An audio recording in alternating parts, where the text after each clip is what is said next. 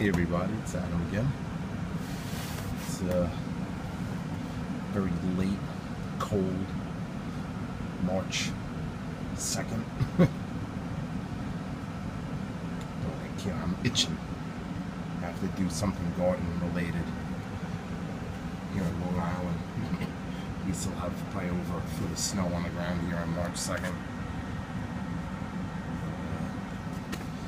So I figured I would get my grow lights set up. I figured I'd start doing a little video of exactly how I set this up.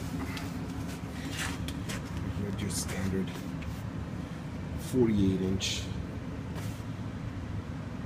T12 fluorescent light fixtures. Really cheap at one of the big box stores.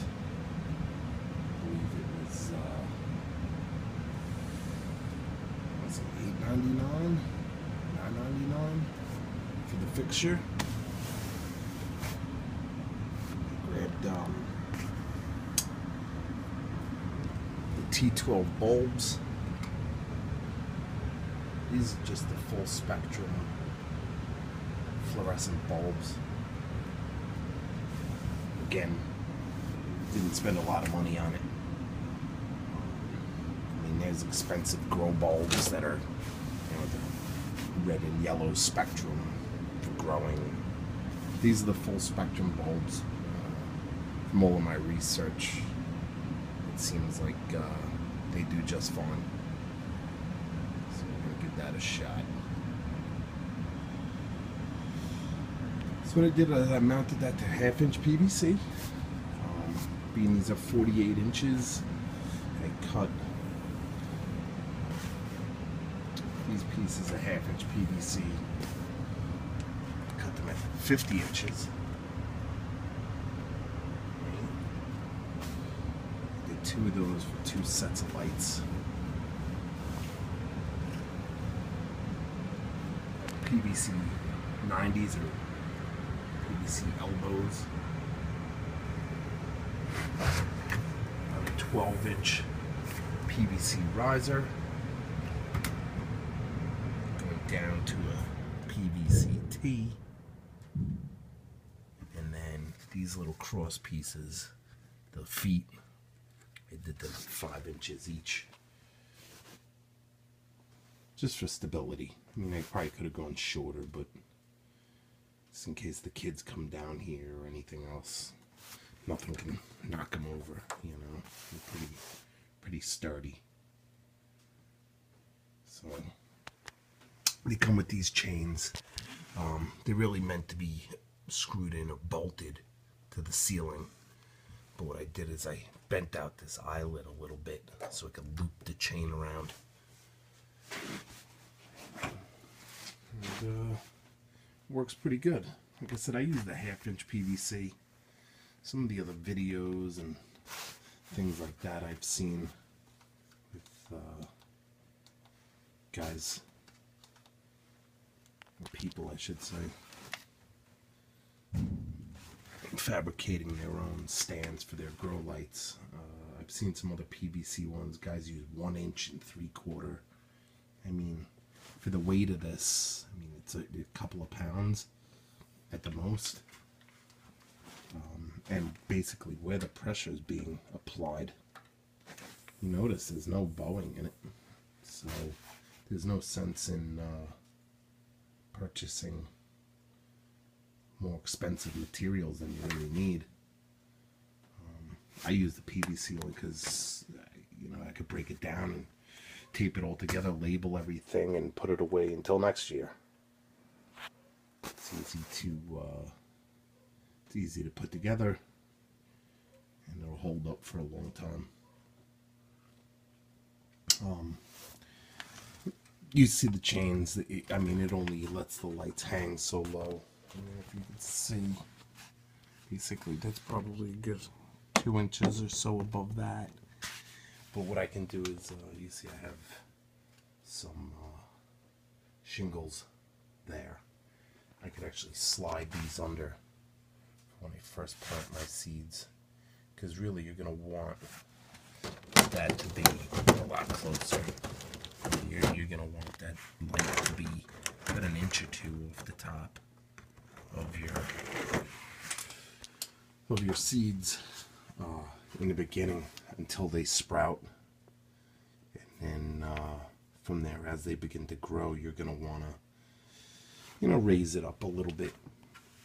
Because if you leave the lights too high in the beginning, when the seeds sprout, they will get leggy.